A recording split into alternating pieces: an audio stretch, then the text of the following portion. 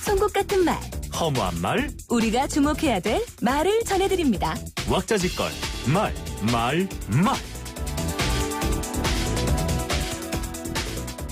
중앙정부에서 4조 원을 내려보냈다. 그걸 다른 데 써버리고 돈이 모자란다고 누리예산 편성을 못하는 건 명백한 법령 위반이다.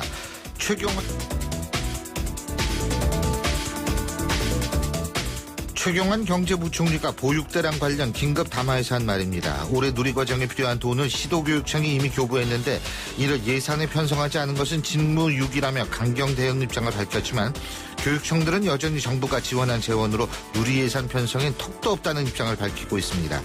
문제는 이런 논란이 매년 반복되고 있다는 겁니다. 이건 결국 그때만 넘어가면 된다는 양측의 사고방식 때문이 아닌가 하는 생각이 들 수밖에 없는데요. 그런데 이런 사고방식 때문에 멍드는 건 우리 아이들, 우리 미래라는 사실입니다.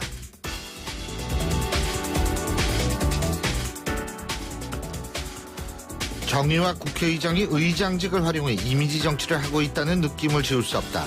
청와대의 경제법안과 선거구획정 연계 처리로 받아들일 수 없다는 정의와 국회의장의 발언에 대한 청와대 관계자의 반응입니다. 이미지 정치냐 아니냐를 구분하는 기준은 지금의 경제 상황이 비상사태에 준하느냐 아니냐 바로 이 여부일 텐데 이 기준에 대한 합의 그렇게 어려울까요? 국민투표라도 필요한지 모르겠습니다.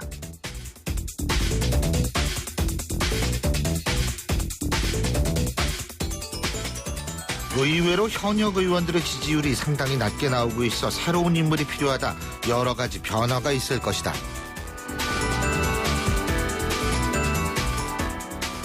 친박계 핵심이라 불리는 조원진 원내수석 부대표가 기자들과의 만남에서 한 얘기입니다. 정당의 입장에서 볼 때에는 분명히 맞는 말일 수 있습니다. 하지만 일반 국민들 다른 의도가 있을 수 있다는 생각을 하는 이유는 왜일까요?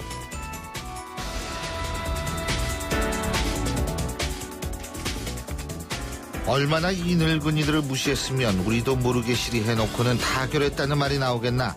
자기 새끼가 고생했더라도 그런 말이 나올까?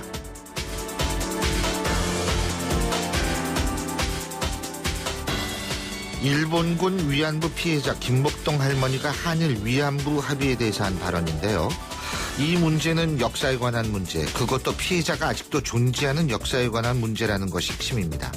외교란 실제로 어느 정도의 특실이 있게 마련이지만 그래도 과정이 중요한데 협상 전에 피해자의 목소리는 경청했어야 하지 않았나 하는 아쉬움이 남습니다.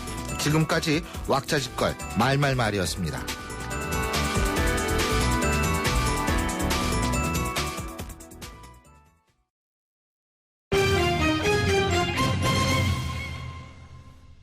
경제뉴스 알아보겠습니다. 최요한 경제평론가 전화 연결하죠. 안녕하십니까?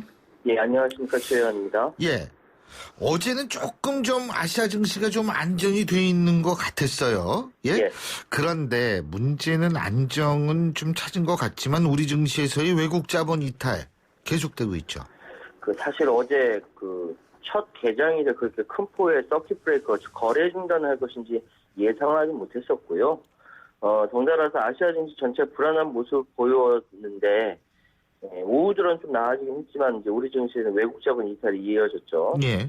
어제도 1,895억 원어치 외국인들이 팔아치우면서 22거래일 연속 매도세를 유지했고요. 이는 역대 네 번째로 긴 연속 순매도이기도 합니다.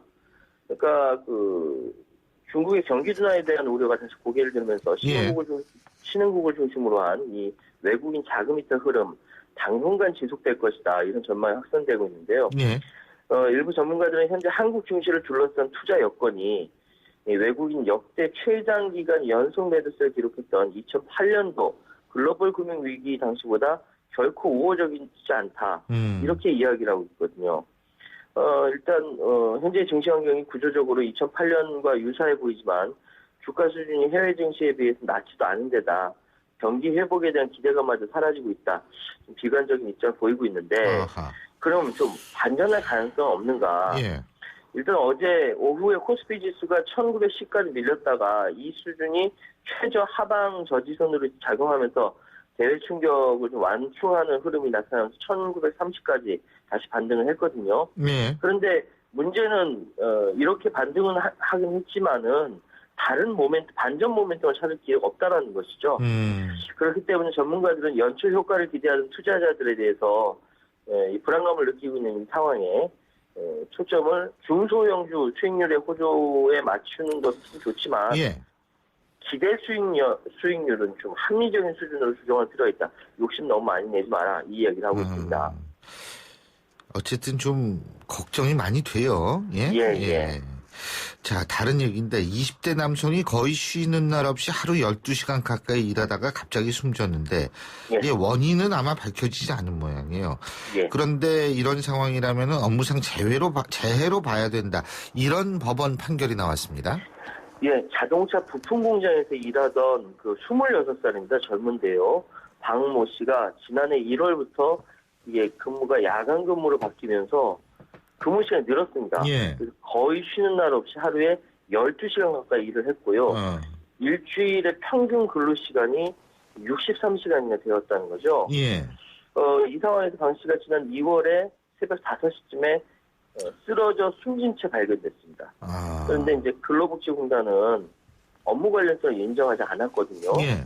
왜냐하면 이제 현재 사망 원인이 불명하고 방 씨가 15살 때부터 소위 그 간질로 불리는 뇌전증을 알아왔다는 거죠.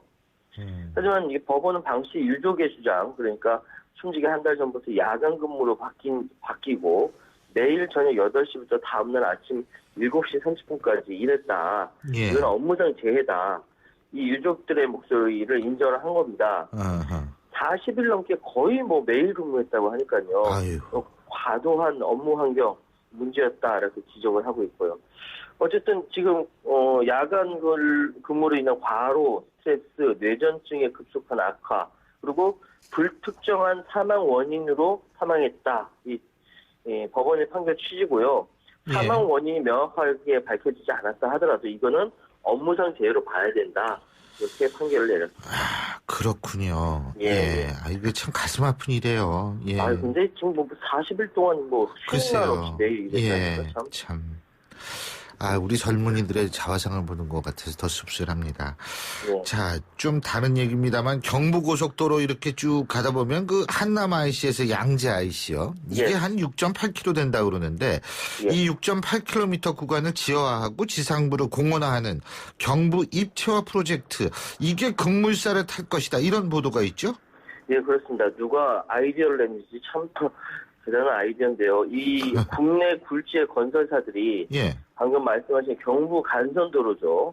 이 지하화 사업을 민간 제한 사업으로 추진하는 것을 준비 중인데 기획재정부, 서울시 모두 긍정적으로 검토하겠다 이렇게 입장을 보이고 있기 때문입니다.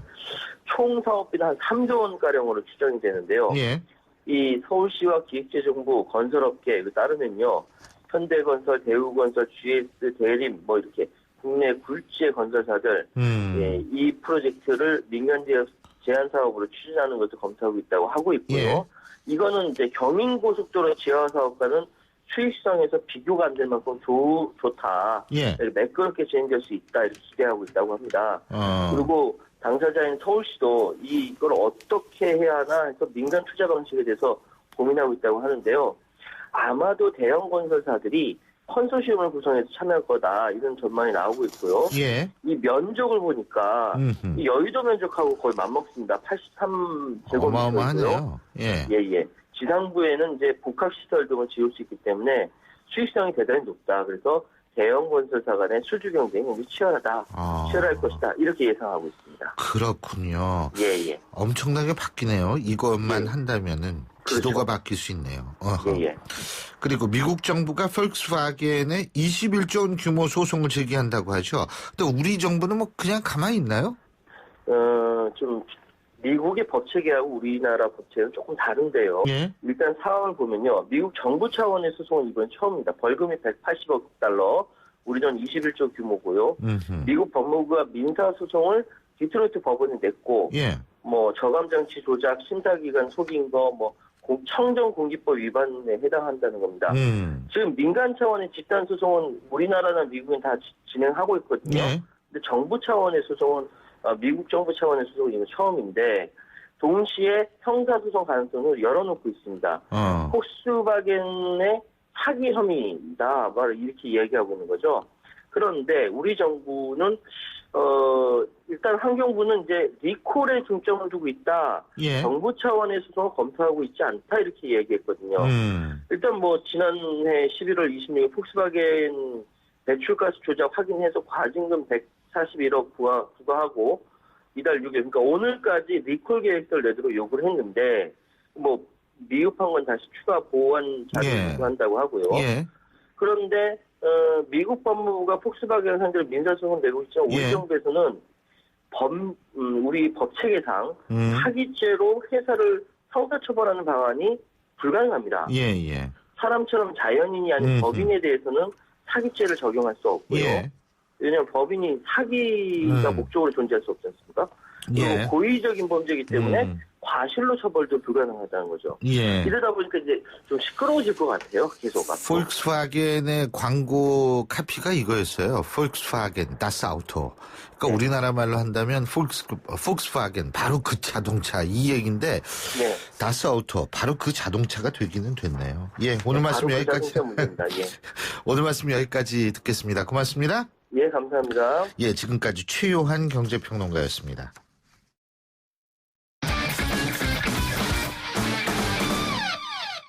스포츠 소식 알아보죠. 최동훈 스포츠 평론가 전화 연결돼 있습니다. 안녕하십니까? 예, 안녕하세요. 예, 오늘 18번째 생일을 애타게 기다려온 선수가 있다. 예. 바로 바르셀로나의 이승우 선수인데 오늘로써 FIFA 징계가 만료가 된다 그러네요. 예, 그렇습니다. 왜 18번째 생일을 애타게 기다려 왔냐 하면은 18번째 생일이 돼야지 FIFA의 징계가 만료가 되기 때문입니다. 이게 무슨 얘기냐 하면은요. 이승우 선수가 2011년에 FC 바르셀로나 유소년 팀에 입단했거든요. 그런데 2013년에 이 FIFA가 이 바르셀로나에 이승우 선수 영입이 18살 미만의 해외 이적 규정 위반이라고 결정하면서 징계를 내린 겁니다. 그러면서 2013년서부터 이 바르셀로나 이 경기에 나서지 못했고요. 지난해 9월에는 FIFA가 징계를 강화를 해서 이 바르셀로나에서 훈련도 못하게 했습니다. 그래서 이제 이승우 선수가 그동안 수원 FC에서 훈련을 해왔거든요. 오늘 18번째 생일을 맞아서 FIFA 징계가 풀리게 됐는데 왜 이렇게 이승우 하냐 하면은 바르셀로나라고 하면은 뭐 세계적인 명문 클럽팀이죠. 근데 바르셀로나에서 다시 이 2군 소속으로 정식 경기에 뛸 수 있게 됐기 때문에 모두들 다 주목을 하고 있는 겁니다. 그럼 진짜 이제 뛰는 거예요? 바르셀로나에서? 징계가 풀리고 이 바르셀로나가 1군 팀이 2군 팀이 있고요. 또 이 연령별로 유소년 팀이 있거든요.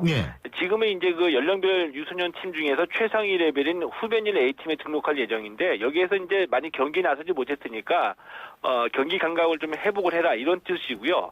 곧바로 아마 2군에 등록이 될 것 같습니다. 그래서 올해는 2군에서 활약을 하게 되는데 2군에서 좋은 활약을 보이게 되면은 내년에 1군 무대, 그러니까 1군이니까 우리가 흔히 얘기하는 리오넬 메시나 수아레즈 같은 세계적인 선수들과 똑같은 유니폼을 입고 1군에서 뛸 수 있는 기회를 잡을 수도 있다는 얘기죠. 근데 올해는 2군하고 그 유스팀 최상위 레벨이라고 그러는 후배일 A팀을 왔다 갔다 할 것이다. 이런 얘기도 있더라고요. 예, 그렇죠.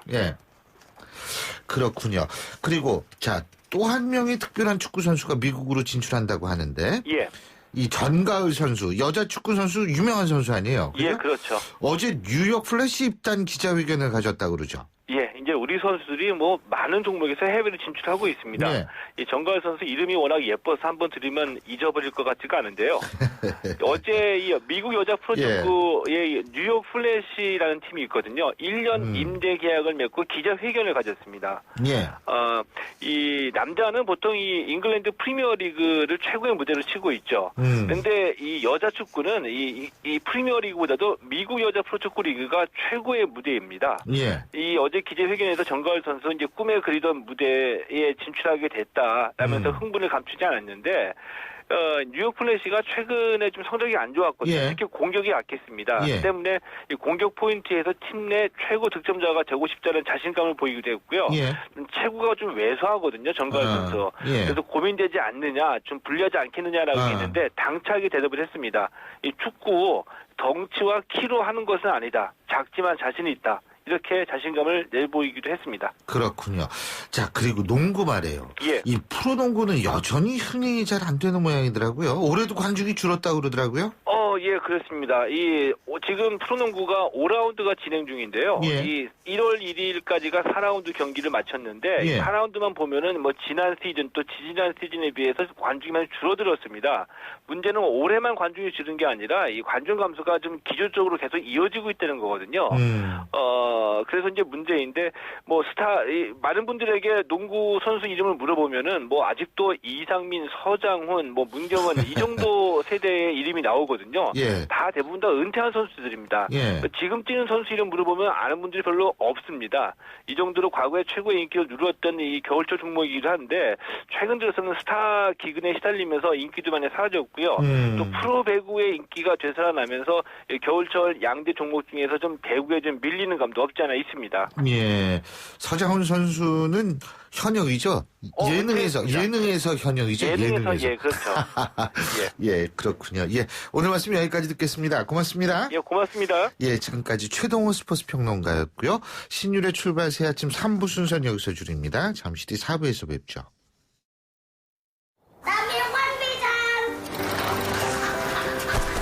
학교를 향해 누아는 페달을 밟는다. 가난이 따라오지 못할 만큼 힘차게.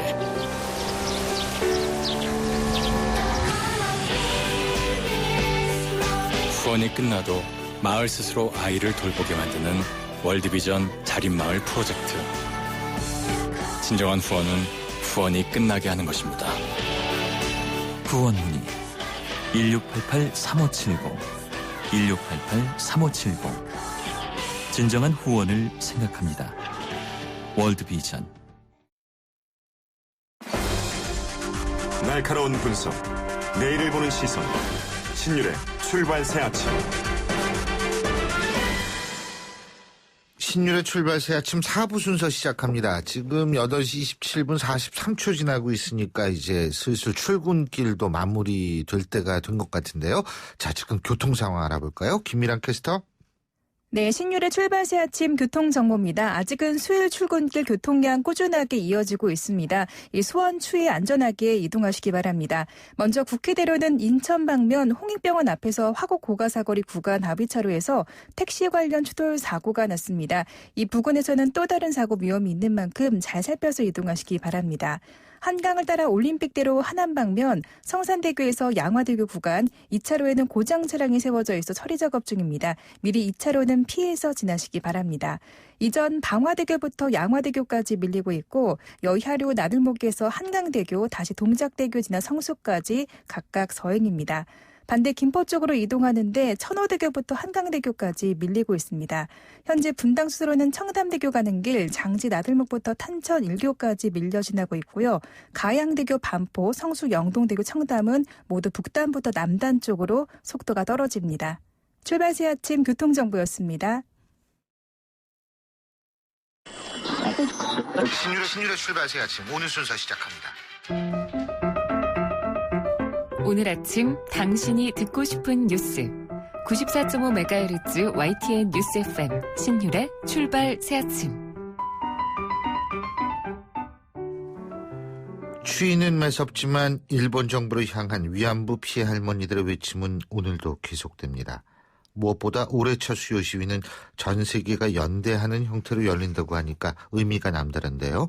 자, 한국정신대 문제대책협의회 윤미향 상임대표 연결해서 오늘 열리는 수요 시위의 의미 들어보겠습니다. 윤 대표님 안녕하세요. 네, 안녕하세요. 예. 오늘 이제 2016년 시작하는 첫 번째 수요 시위죠. 그렇죠? 네, 그렇습니다. 예. 어떤 의미가 있다고 보십니까? 사실은 수요 시위가 시작한 지 벌써 24주년이 된 날이에요. 예. 오늘이 24돌이라고 설명할 수 있을 것 같은데요. 예.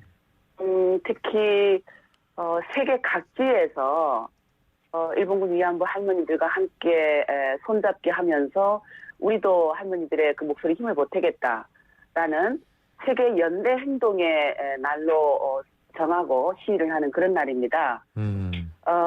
특별히 사실은 처음에 수요 시위를 시작을 할 때는 예. 할머니들이 없이 사실은 시작을 하긴 했어요. 예. 할머니들 없이 시작을 하긴 했는데 지금은 할머니들이 맨 앞장에 서 계시기도 하고 또 무엇보다도 수많은 세계 시민 사람들이 함께하는 그런 의미가 있기도 합니다. 지금 작년에도 할머니들 중에 세상 떠나신 분들이 계시죠? 9분인가요? 그렇죠? 네, 9분이 떠나셨어요. 예. 그러니까 올해부터 나오실 분들의 숫자는 더 줄겠네요. 그렇죠? 그동안 한 3달 정도 전혀 할머니가 참석을 하지 못하셨었더랬어요. 그런데 12월 28일 그 한국 정부와 일본 정부 간에 할머니들이 도저히 받아들일 수 없는 그런 해결이 타결이라고 발표된 이후에 할머니들이 다시 나오기 시작하셨고요. 사실은 대구에 계신 올해 이제 벌써 89세가 되셨는데 이용수 할머니 같은 경우는 지금 계속 대구에서 서울까지 혼자 그렇게 기차를 타고 다니시면서 수요시에 지금 함께하고 계십니다. 그러시군요. 지금 할머니 분들의 노여움은 여전하신 거죠. 그렇죠?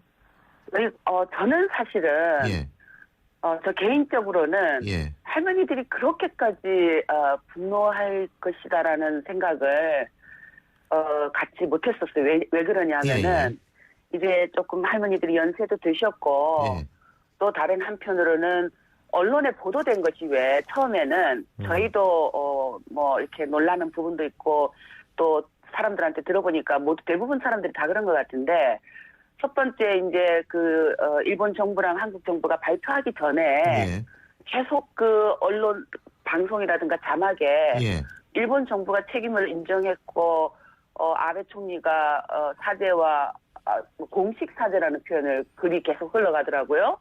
공식 사죄와 반성을 표명했고 뭐 재단에 뭐 일본 국고에서 10억 엔을 출자하고 뭐 등 이런 문구가 가서 저게 뭐지 정부의 책임을 인정했던 것이 뭐지라는 이런 반응을 갖고 계셨던 분들이 있던 것 같아요. 할머니들 중에서도.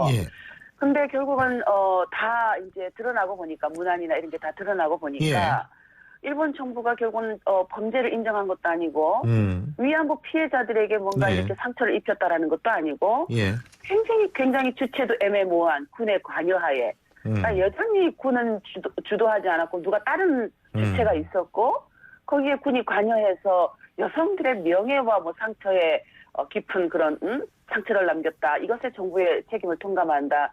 이런 애매모호한 발언들이 결국은 할머니들에게 뭐야 우리가 역시 강제로 간 게 아니란 얘기냐 뭐 이런 어떤 불만들 또 역시 그런 애매모호한 책임 하에 뭐 사죄도 총리는 전혀 얼굴 한번 보이지도 않고 발언도 하지 않고 외무 대신이라는 분이 사과문을 대독하고 그것을 한국 정부는 공식 사죄라고 표현을 하고 박근혜 대통령께서 아베 총리가 박근혜 대통령께 전화해서 뭐라고 얘기했는지는 모르지만 그 전화 통화를 통해서 사과를 표명했다고 하는데 결국은 언론을 통해서 흘러나온 것은 65년 한일협정으로 일본 정부는 법적 책임을 다했다.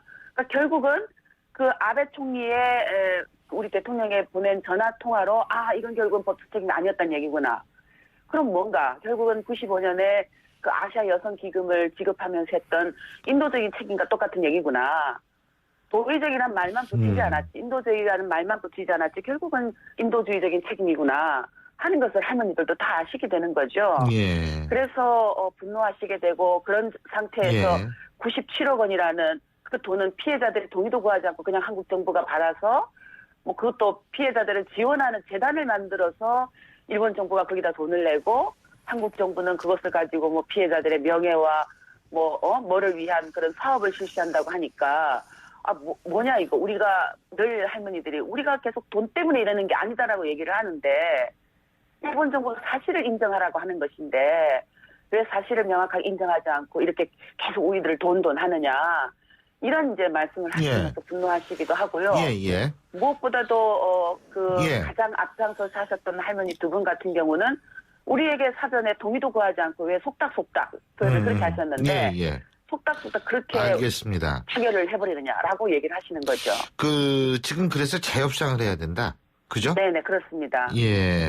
그리고 정부에서도 누군가 지금 차관도 오고 그랬었죠. 그렇죠? 그렇죠. 근데 이제 사실은 그 전에 왔어야 된다 이 말씀이시죠? 그래서 그 전에, 피해자 할머니들의 얘기를 좀 더 반영을 했어야 된다. 사실은 타결이라고 완전 결정하기 전에 안이 주고 받아들 때 계속 비밀 할 게 아니라 할머니 당사자들한테는 이런 일들이 지금 진전이 되어 있습니다. 이런 내용들이 언급되고 있습니다. 어떻게 생각하시냐 의견을 물었어야 된다고 봐요. 예. 어쨌든 지금 근데 부분적으로 일본의 언론 플레이도 분명히 굉장히 많은 것 같더라고요. 그렇습니다. 그러니까 그 소녀상 문제, 평화의 소녀상 문제도 사실상 일본의 언론 플레이, 일본 정부의 언론 플레이에 좀 그런 성격이 강하다고 볼 수가 있지 않겠습니까? 그러니까 거기에 또 지나치게 우리가 일본 이 소녀상 이전 문제 같은 경우 우리 정부는 그런 얘기 한 적이 없고 민간에서 알아서 할 문제라는 얘기이기 때문에 이런 문제 같은 경우 오히려 과민하게 반응할수록 일본 언론 플레이에 우리가 돌아나는 꼴이 되는 거 아닙니까? 어떻게 보세요? 사실은 처음에 일본에서 계속 그 언론을 통해서 소녀상 철거가 전제 조건으로 한국 정부에게 제시를 하고 있다라고 그럴 때 한국 정부도 명확하게 이건 정부가 어떻게 할 수 있는 사안이 아니다라고 발표를 했었죠. 그리고 저희도 계속 그런 입장을 밝혔어요. 이건 전제 조건이 있을 수 없는 것이고 가해자는 가해자의 책임을 다하면 되는 것이다. 그리고 뿐만 아니라 그런 소녀상이라든지 이런 부분은 오히려 일본 정부가 문제를 해결할 진정한 뜻이 있다면 그러면 안 된다라는 얘기를 했었죠. 그런데 이제 언론을 통해서 계속 그렇게 나왔고 저희도 그게 언론 플레이인 줄 알았어요. 그런데 이제 그것이 정식으로 한일 간의 외무회담 그 발표문에 포함되어 있었다는 것을 보고 이게 결국은 일본의 어떤 언론 플레이만 아니었구나. 상대방의 이렇게 양국이 그렇게 논의되던 것이 있었고 그것을 어쩌면 일본 언론 플레이를 통해서 일본 정부가 압박을 한 것이구나 라고 저희들이 암시를 받을 수밖에 없는 거죠. 하지만 지금 정부 같은 경우에는 민간에서 자발적으로 설치한 것이어서 이래라 저래라 할 수 없다라는 입장을 분명히 견지하고 있는 거 아닌가요? 네, 그렇죠. 그래서 저희들은 그것이 한국 정부의 입장이라고 지금도 다시 한번 그 천명을 해주셔서 저희도 그 부분은 다시는 언급해서는 안 된다. 언론들도 그런 얘기를 하고 있는데 일본 정부 측에서는 계속 그게 아닌 것 같아요. 일본 언론 측에서는. 그러니까 그게 언론 플레이라는 얘기를 하는 맞습니다. 거죠. 저희들에게 묻는 것도 일본은 손해상밖에 안 물어요. 그렇습니다. 자, 어쨌든 앞으로 수요 집회는 계속 이어가실 거고요. 그죠? 네. 뭐 오늘 벌써 12개국 40개 도시에서 연대로 진행하는 것이기도 하고요. 그동안에 저희가 이런 일이 있을 때마다 세계 연대 행동을 했던 적이 몇 번 있어요. 그런데 이번에는 사안이 그 세계 각국에서도 저희들과 함께 연대했던 단체들도 나라들에서도 하지만 뭐 예를 들면 뉴질랜드라든가 오스트리아든가 이런 곳에서도 우리도 함께 연대하겠다. 피해자들의 그런 어떤 요구가 담아지지도 않았는데 이것이 해결이라고 하는 그런 어떤 행태는 정말 할머니들에게 너무 안타깝다 하는 목소리들이 계속 오고 있습니다. 예, 잘 알겠습니다.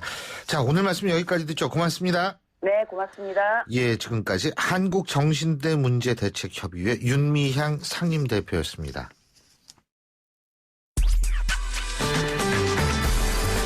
여러분은 지금 FM 94.5MHz로 방송되고 있는 신율의 출발 새 아침을 듣고 계십니다. 의견 주실 분은 짧은 문자 50원, 긴 문자 100원의 이용료가 드는 휴대전화 문자 메시지 샵 0945번으로 의견 남기실 수 있습니다.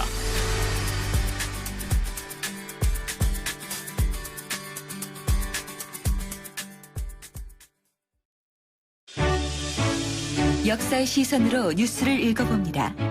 히스토리 뉴스. 제가 요즘 방송에서 여러분께 자주 말씀을 드렸죠. 올해 들어서 연탄 사용하는 가정 뿐만이 아니라 연탄 사용하는 곳이 굉장히 많이 늘었다는 느낌 많이 받습니다. 옛날에 이 연탄재 참 구경하기도 힘들었는데 얼마 전까지는 요새는 부쩍 많아진 건 사실이고요. 바로 그 이유가 불경기라는 표현보다 진짜 본격적인 경기 침체라고 표현하는 게 나을 것 같고 이 난방비 그렇기 때문에 난방비가 이 부담이 돼서 그런 거 아닌가 이런 생각이 드는데요. 난방 뭐 응답하라 1988 같이 드라마에서만 나오는 것은 아니라는 생각이 듭니다. 자, 그래서 오늘 히스토리 뉴스에서는 이 연탄에 관한 얘기 한번 생각해 보겠습니다. 오늘도 역사학자시죠. 전우용 박사님 스튜디오에 모셨습니다. 어서 오십시오. 네, 안녕하세요. 안녕하세요. 야, 이거 연탄. 뭐 전 박사님도 연탄 뭐 가시고 어렸을 적에 그러셨어요? 연탄 가스로 죽을 뻔도 했죠. 아, 가스로? 예. 가스를 잡수셨구나. 예. 아, 진짜 옛날에 연탄 가스 그것도 굉장히 많았는데 말이에요. 예. 굉장히 많은 정도가 아니라 60년대, 70년대까지는 한국인 사망률 1위였죠. 자동차 교통사고보다 훨씬 더 많았으니까. 매년 수천 명씩이 연탄가스 중독으로 목숨을 잃었고요. 오죽하면은 70년대 초로 기억이 되는데, 당시 이제 박정희 대통령께서 연탄가스 중독을 해결할 수 있는 기술을 개발하면 현상금을 걸기까지 했었죠. 그 뭐죠? 고압산소기. 예. 그 속에 들어가면은 이제 저거 좀 낫는데. 그게 이제 한국에서 발명한. 예. 당시로서는 세계적인 그렇죠? 의료기기였죠. 예. 아니, 근데 제가 아는 사람의 형님이 병원을 했어요, 옛날에. 예. 근데 그 어떤 연탄가스 중독된 사람이 병원에 실려온 거예요. 그래가지고 이제 그 고압산소기 거기에 딱 집어넣습니다. 예? 그래가지고 이제 이 사람도 정신을 차리고 딱 이러는데 그 안에서 뭐 했는지 아세요, 이분이? 딱 담배를 꺼내가지고 있잖아요. 예? 예. 그래서 밖에서 안 된다고 그러는데 불을 딱 붙인, 펑 터진 거예요. 아, 진짜 참 옛날에 그 고압산소기 그걸로도 참 사연이 많았는데. 예. 근데요, 박사님, 그 연탄이 우리나라의 발명품은 아니죠. 아니죠. 예. 우리나라가 무연탄이 좀 풍부히 매장돼 있었던 북한 지역이나 강원도 지역에, 예. 삼척이나 영월이나 이쪽에 매장돼 있는 지역이긴 하지만은 조선시대까지는 이것을 이제 그 지역에서 그러니까 노천에 이제 굴러다니는. 예. 그런 불타는 돌을 좀 썼다. 이건 삼국시대부터 나오는 이야기이긴 하지만, 예. 일상적인 좀 연료는 쓰지 않았던 거고요. 그 석탄, 이제 무연탄을 포함해서 석탄 개발이 본격적으로 시작된 것은 개항 이후에 서양식 활운선이라고 불렸던 증기선이 들어오면서, 증기선 연료로 쓰는 석탄이 이제 국내에도 풍부히 매장돼 있다. 이런 사실이 알려지고, 그렇게 해서 석탄 매광 회사라고 하는 것도 좀 생겨요. 그렇게 1880년대, 90년대에 들어서부터 석탄 생산들이 일반화되고, 그 중에 일부가 이제 연료로 사용이 되는데 이것도 아궁이 난방 연료는 아니었고요. 방 안에 이제 숯 대신에 난로같이 예, 화로용으로 쓰긴 했었는데 냄새가 심하고 보시다시피 본래는 숯을 쓰던 거였었는데 숯 대신 쓰려다 보면 냄새가 심하고 연기도 심하고 그래서 아주 가난한 사람들이나 쓰는 그런 이제 연료였었고요. 일반적인 난방 연료로는 거의 안 썼죠.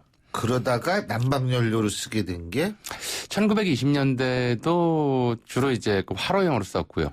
문제는 이제 이걸 본격적인 아궁이 난방용으로, 그러니까 우리가 아궁이 난방이라고 하는 것은 한국 난방 시스템이 온돌이기 때문에 세계적으로 좀 특이하죠. 네. 취사와 난방을 겸하는 방식으로 쓰기 때문에 부엌에 아궁이에 불을 떼면 이게 한편으로는 이제 조리용 그 불이 되고요. 아궁이 안으로 들어가서 이제 구들장 빛을 덮이면서 난방으로 쓰고 이러는 방식이었거든요. 이 문제를 해결하려면 이제 연탄을 안쪽으로 넣었다 뺐다 할 수 있는 그런 이제 화덕의 개량이 필요했어요. 근데 이 공교롭게 이 연탄 화덕이 개량돼서 이제 만들어진 것이 부산 피란중이던 1951년이었습니다. 이게 51년도에 연탄 본격적으로 연탄 난방을 해라라고 하는 지시가 정부에서 내려졌는데 그것도 좀 아이러니죠. 전쟁으로 정신없는 통에 난방 문제에 이렇게 정부에서 신경을 썼다는 것도요. 그 온돌은 진짜 아주 세계적인 발명품인 것 같아요. 왜 그러냐면 90년대부터 유럽에서도 온돌집, 고급 주택은 온돌집으로 이 온돌로 깔기 시작했거든요. 그게 사실 바닥이 이렇게 뜨뜻해가지고 난방한다는 게 이게 참 좋아요. 그 나이 들수록 이렇게 좀 뜨거운데 지지는 거 얼마나 좋습니까? 아유, 전 박사님은 안 좋으신 모양이네. 아직 젊으신가? 예? 근데 그보다도요. 물론 이제 직접 이제 바닥에 등을 대고 사는 이제 그런 문화죠. 유럽처럼 침대 위에서 이제 간접 난방이 아니라. 그럼에도 불구하고 온돌 좋아하더라고요. 이제 바로 바닥에다가 등을 대고 자면서 이제 온기를 바로 받는 그런 이제 체질이 한국인이다 이런 얘기를 하는데, 물론 좋은 점이 있죠. 좋다고 지금 또 나이 드신 분들 그때 추억을 많이 또 그리워하기도 하고요. 근데 결국 그것이 한국 역사로 보자면 사실은 이제 6.25 전쟁까지는 아니더라도 예. 수십만 명의 목숨을 앗아간 좀 원인이 되기도 했던 거죠. 왜냐하면 우리 전통적인 온돌난방이라고 하는 것은 장작을 떼도록 장작이나 그렇죠. 나무를 떼도록 돼 있는 거예요. 구들이라고 하는 것이. 그래서 그 틈으로 완전히 가스나 연기가 새는 걸 완전히 막을 수 있는 장치를 할 수 없는 거였기 때문에 당시 돌로서는 그러니까 돌들을 평평한 돌들을 쭉 이렇게 놓고 그 사이사이를 이제 흙으로 이제 마감을 해서 바닥을 꾸미는 거였잖아요.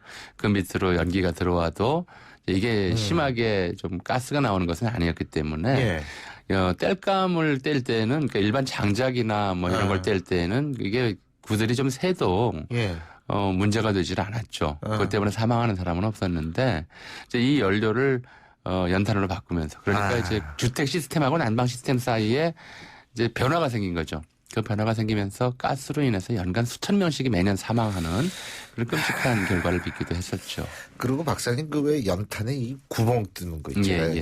그 구멍 숫자에 따라서 19공탄, 뭐 22공탄, 뭐 이런 거 옛날에 32공탄까지 나왔. 35공탄인가 아마 그럴 겁니다. 35인가요? 하여간 뭐 그 왜 구멍 뚫는 거 있지 않습니까? 근데 이게 이제 그 구멍을 집게로 얘는 처음 연탄은 구멍이 없었다 그러더라고요.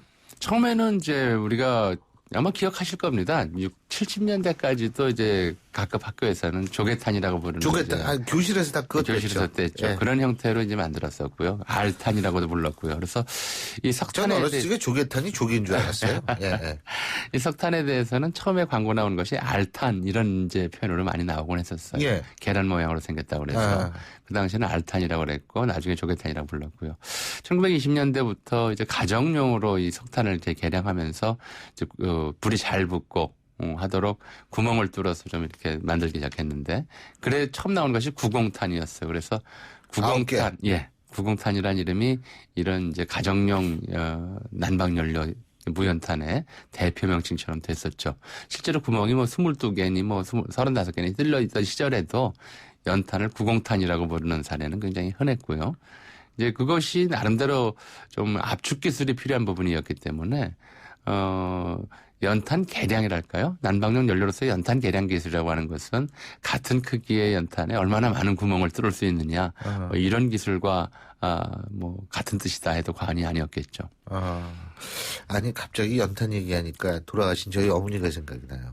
이 밤에 이 다 사람들이 연탄 갈라 자다가 일어났지 않습니까?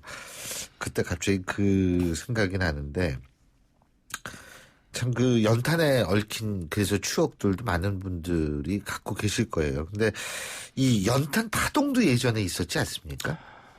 그러니까 아까 지금 잠깐 말씀드리다 이제 말하는데 51년도에 갑자기 정부에서 연탄을 사용을 장려하기 시작한 이유가 좀 있습니다.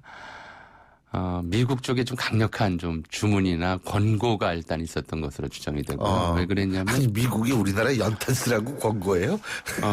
왜 그랬냐면요. 이제 뭐 아시다시피 일제강점기의 남벌로 인해서 한반도 임야가 완전히 나무가 없는 지경이었어요. 뭐 붉은 산이었죠. 오죽하면 30년대 붉은 산이라는 소설도 나왔었고요. 지난번에 또 말씀하셨지만 지금 북한 쪽 가보면은 그 전경에도 남아있잖아요. 산에 나무가 없잖아요. 없어요. 그 나무를 떼던 시절은 그랬거든요. 근데 뭐 그러려니 그게 한국적 풍경이려니 하고들 살았었는데 미국에 와서 봤을 때는 황당한 거죠. 근데 진짜 황당했던 건 그게 나무가 없다는 사실 자체가 아니라 나무가 없는 상황에서 산악 전투를 치른다는 것이 미군들에겐 너무나 공포스러운 상황이었습니다. 그렇죠. 다 노출이 되니까. 그렇죠. 바위밖에 없고 어디 몸을 은폐할 수 있는 것도 없고 도대체 이런 산을 유지하고 어떻게 살고 있느냐. 이런 이제 이야기들이 나왔고 이제 그 좀 부끄러움도 느끼고 또 뭐 군사적으로도 이제 장기적으로 놓고 보더라도 나무가 있어야 이게 된다라는 생각을 했던 것 같습니다. 그래서 51년도 겨울에 그래서 지금 최초의 이 연탄 장려 무슨 정부 행사 사진을 보면 미군이 옆에서 지켜보고 있어요. 그래서 그때 이제 이른바 개량 화덕이라든가 이런 것들 만들어서 보급하기 시작했고요. 이런 형태로 이제 연탄이 보급이 되는데 문제는 이제 연탄은 다른 불지만 조금 묻혀서 피우는 것이 아니라 이걸 피우기 위해서 상당한 공력이 필요하고요. 처음 피우는 게 어렵기 때문에 항상 연탄불이 꺼지기 전에 갈아줘야 된다든가 이제 뭐 이런 문제들이 이제 딸려 있었던 것이죠. 그런 것이 이제 뭐 연탄이 이제 보급되는데 굉장히 중요한 계기가 됐고요. 보급이 되고 나서부터는 이게 항상 서민 물가의 핵심 지표가 되는 것이 이제 연탄 물가였던 거죠. 그러니까 기억하시겠지만 아마 80년대까지도 70년대 말 아파트 생활이 이제 본격화하면서부터 연탄 하지만은 70년대 말도 연탄 다 많이 거진 연탄을 그렇죠. 많이 뗐죠. 일부 맨션 아파트가 이제 기름 난방을 맨션 했고 아파트 대부분의 맨션 아파트도 연탄 난방한 아파트였었는데 그 무렵에 이제 겨울철에는 두 가지가 가장 주부들의 큰 일이었죠. 하나가 김장하는 일이었고, 그러니까 저도 맞아요. 기억이 나요. 김장철 무렵에는 연탄 들여놓는 거. 초등학생 때부터 어머니 심부름으로 배추 나르고 김장동무들 마당하고 그리고 나서 연탄 나르는데 연탄 배달비 아끼려고. 뭐 2장 석장씩 들고서 뭐 연탄 배달부가 이제 쌓아놔주면은 그거 들고 이제 광에다 쌓고 쌓다가 깨지면 또 깨진 거 몇 개 주워 모아가지고 또 새로운 기계 깨진 거로 이렇게 새 연탄처럼 만드는 찍는 기계 있었잖아요. 그건 요즘 구할래도 못 구하겠다고요. 예, 맞습니다. 그런 거 갖다 놓고 하는 것이 일이었죠. 그만큼 이제 서민 생활과 직결된 물자였고 이 물자의 가격이 물가 인식에 이제 바로미터가 되는 거였기 때문에 역대 정부가 이 가격을 계속 통제하고 있고 현재도 통제하고 있죠. 현재도? 예. 현재도 연탄 가격 보조금 지급하고 있습니다. 현재 소비자가하고 생산원가 사이에는 이제 생산가가 훨씬 더 높은 그런 구조를 가지고 있죠. 예. 옛날에는 서울시내도 이 연탄 공장이 좀 있었는데. 예? 뭐 수색이나 뭐 몇 군데 변두리 쪽에. 있었죠. 굉장히 뭐 이름 얘기하려고 그렇지만. 무슨 뭐 삼표 연탄이라든가 굉장히 유명한. 그런 이제 연탄 공장들이 있었는데 지금 대부분 이제 그 연탄 공장 터들이 외곽으로 낚았겠죠. 연탄 공장은 이제 없고요. 서울 수도권에도 아마 없는 걸로 알고 있습니다. 연탄 공장 터들이 대개 지금 현재는 대형 쇼핑몰이라든가 그렇겠죠. 아파트 단지라든가. 근데 연탄 계속 쓰니까 어딘가 그 강원도 쪽에서나 뭐 어디서 찍겠죠. 그렇죠. 뭐. 여기 땅값이 비싸니까 여기서 생산은 안 되고요. 좀 이제 대신 운반비가 많이 드는 거겠죠. 그리고 이제 연탄의 좀 묘한 것이 우리가 달동네라고 그러듯이 서민 특히 이제 가난한 가정들 연탄을 쓸 수밖에 없는 가난한 가정들이 이제 산동네에 많이 살기 때문에 이게 또 이제 운반비가 만만치가 않죠. 평지보다는 언덕배기에 사는 배달비가 많이 들어가지 않습니까? 그래서 이제 연탄값이 여러 가지 요인으로 좀 계속 좀 어려운 형편인 거죠. 그 정치인들이 왜 때만 되면 연탄 나르잖아요. 예? 얼굴에 막 검은 거 묻히고 검은 거 안 묻히고 날릴 수도 있는데 티 내려고 묻히는지 그건 모르겠는데 저도 날라봤지만 어렸을 때 어렸을 적에는 묻히죠. 그건 어른들도 다 연탄 왜 동네마다 작은 동네마다 쌀집하고 연탄집은 꼭 있었어요. 그러고 사실 연탄 옮기면 묻는다는 것도 묻는 거지만 이 땅이 까맣게 되잖아요. 참 그런 생각도 나는데. 또 힘들다 보니까 어렵다 보니까 땀이 나니까 연탄 나르던 장갑으로 땀 닦으면 당연히 묻죠. 근데 박사님 우리나라에서 연탄이 이렇게 없어지게 된 이유가 이게 주거 형태가 바뀌었기 때문에 그런가요? 그러니까 아파트에서 처음 아파트들은 전부 연탄 아파트였었는데 이 아파트 복도형 아파트들이었고요. 여기에 연탄을 나르고 쟁여놓고 그 과정이 좀 문제가 있었고요. 또 아파트 건설하면서 보일러 기술을 여러 가지로 이제 실험을 했었는데 이 보일러 기술 중에서 지금 아까 유럽 말씀하셨습니다만은 한국인들이 이제 유럽식 그 옆 벽면을 타고 흐르는 그런 이제 난방 파이프가 있는 그 보일러에는 저하지를 않았어요. 그러다가 바닥에 이제 배관을 해서 온돌과 비슷한 효과를 내는 그런 보일러가 개발된 것이 70년대 중반이고요. 그때부터 연탄 보일러라든가 이런 것들도 생기기 시작했죠. 연탄 보일러는 쉽사리 이제 그 오일 파동 겪고 난 다음에는 74년 5년이 무렵에 오일 파동 때는 굉장히 좀 기름을 쓰기 어려웠지만 그 이후로 또 한동안 이제 80년대 저유가라고 하는 이제 국제 좀 경제 상황이 진행되지 않습니까? 예. 그 기간 동안에 상당히 많은 집들이 연탄 보일러를 이제 기름 보일러를 교체를 했었죠. 그리고 나서 이제 다시 가스 보일러가 생기고 이런 형태로 진행되기 때문에 80년대 저유가 정책이 연탄을 소멸시키는데 굉장히 중요한 역할을 했던 것으로 보입니다. 근데 요새 다시 연탄이 늘고 있어요. 예. 근데 다시 좀 조금 이제 납득이 잘 안 되는 부분이 최근 들어 이제 유가가 국제 유가는 뭐 한참 비쌀 때보다 3분의 1로 떨어졌잖아요. 예. 그런 이제 국내에서 문제예요. 그거 한두 번 그게 문제. 아니 전 이해가 안 되는 게 유가가 올랐다 그러면 금방 올려요. 예. 근데 유가가 떨어졌다 그러면은 뭐 세금도 많이 여기 포함이 되고 뭐 이러면서 그냥 슬금슬금 그냥 가려고. 정유회사가 사온 유가가 있고 뭐 이런 게 있으니까 그렇겠죠. 이거 말이에요. 이것도 진짜 바로 잡아야 돼요. 왜 내릴 때는 안 내리고 오를 때는 누구보다도 먼저 올리고 이거 참 이해가 안 됩니다. 안도현 씨는 이런 얘기했죠. 삶이란 나 아닌 그 누구에게 기꺼이 연탄 한 장이 되는 것. 그렇습니다. 오늘 바로 이 연탄 얘기를 했는데 지금 연탄은 좀 씁쓸한 좀 현실로 다가오는 것 같아서 그게 좀 안타깝습니다. 오늘 말씀 여기까지 듣죠. 고맙습니다. 네. 예, 히스토리 뉴스 지금까지 역사학자시죠. 전우영 박사님과 함께했습니다. 신율의 출발새 아침 수요일 순서 벌써 줄일 때가 됐습니다. 자, 오늘 하루 점점 주말이 될수록 연탄 얘기했습니다만 추워진다고 얘기를 하죠. 그래서 여러분들 오늘도 지금 날씨가 굉장히 쌀쌀합니다. 오늘 하루도 춥지만 하지만 마음만은 훈훈한 하루 되시기 바라겠고요. 저는 내일 아침 7시 15분에 다시 오겠습니다. 신유리였습니다. 고맙습니다.